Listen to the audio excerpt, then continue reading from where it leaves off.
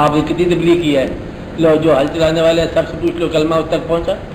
آپ صبح شام تبلیغ کرتے ہو، لاؤڈ اسپیکر پہ کرتے ہو، اس سے پوچھو ہمارے ہاں آپ تو پڑھے لکھے لوگ ہو، نیک لوگ ہو، کسی سے پوچھ لو دعا قنوت آتی، کسی سے پوچھ لو کلمہ نمبر XYZ آتا ہے، چلو جی جانا دو کہ 11ویں پارے کا نام ہی بتا دو، پوچھتے نہیں ہیں. یعنی کہ بڑی تبلیغ ہے، اسلام بھارت ہوا پڑا ہم پر، اور لیکن ابتدائیات کا بھی نہیں پتہ بعض اوقات لوگوں کو. اس کا مطلب یہ ہے کہ تعلیم جو اسلام کی ہے نا، وہ جس کے حق میں جو اللہ تعالیٰ نے لکھا ہے نا وہ اس کو ملتا جائے. باقی سارے کا سارا تبلیغ ہی ہے، اسے رولا نہیں کہتے، تبلیغ ہے. ہاں شور ہے، کرتے چلے جاؤ، ہونا وہی ہے جو کچھ ہو رہا ہے. آپ بات میں رہے. اس لیے جو مزدور مکان بنا رہا ہے آپ کا روزہ نہیں رکھے، اچھا اس کو اگر روزہ رکھے تو درمیان میں ریلیف چاہیے نا آرام کا، وہ آپ خود نہیں دو گے، کہ دیہڑی پوری کر. مقصد یہ ہے کہ روزے کی عزت کرو نا. اسے کہو کہ چونکہ روزہ ہے لہٰذا تجھے اپنے دن کے پیسے ملتے رہیں گے رمضان شریف میں، تو کام نہ کر. روزہ رکھتا ہے کہ نہیں رکھتا؟ آپ یہ کہتے ہیں دیکھو میں نے کام پورا لینا ہے، اور پورا کام آپ کو پتہ ہے کہ پورے روزے کے ساتھ نہیں ہو سکتا، تو لہٰذا پھر اس کے اوپر یہ تو نہ الزام لگاؤ کہ تو نے کھانا کھا لیا، تو نے چائے پی لی، تو بڑا مطلب بے ایمان ہے. کام چور ہو تو اسے کہتے ہیں کام چور ہے، اور اگر ایمان ترک کر کے یا روزہ ترک کر کے کام پورا کرتا ہے پھر آپ کہتے ہیں روزہ خور ہو، کبھی کام چور ہو. تو پھر یہ آپ کو سکون کیسے سے ملنا ہے؟ سکون یہ ہے کہ آپ پہلے کیفیت پہچانو لوگوں کی کیا، اور پھر اپنی کیفیت پہچانو.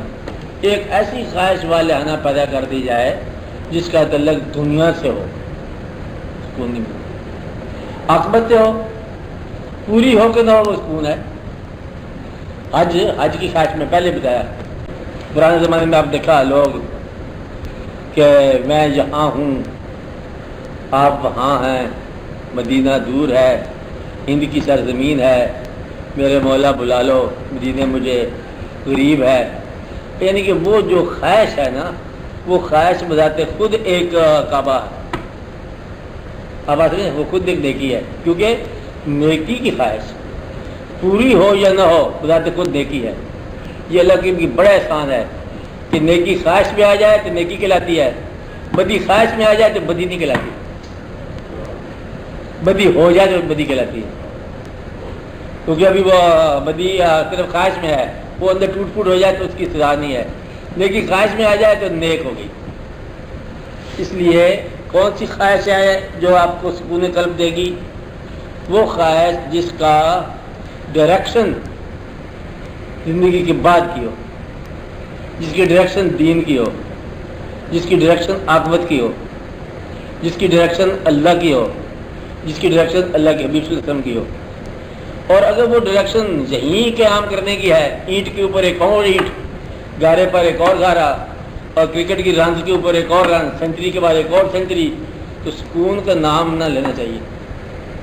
اب آتا ہے وہ سکون نہیں ہے، وہ ایک ابتلا ہے، سزا ہے کہ آپ دوسروں کا پیسہ گنتے چلے جاؤ. دوسرے کون ہو سکتے ہیں؟ اولاد ہو سکتی ہے، اور اولاد کی غلطیاں ہو سکتی ہیں، پتہ نہیں وہ کہاں خرچ کریں گے، کیا کریں گے. اس لیے سکون جو ہے وہ ایک ایسی خواہش کا نام ہے جو خواہش اللہ کی راہ پر استعمال ہو. پوری ہو جائے تب سکون ہے، پوری نہ ہو تب سکون. آپ بات سمجھے رہے ہیں؟ تو آپ نے سوال کیا کہ سکون کیا خواہش کے ترک کا نام ہے یا خواہش کے سچیٹ ہونے کا نام ہے، خراب ہونے کا نام ہے؟ خواہش کے ساتھ تعلق ہی کون سکون کا؟ سکون کا تعلق اس کے فضل کے ساتھ ہے، اس کی مہربانی کے ساتھ ہے.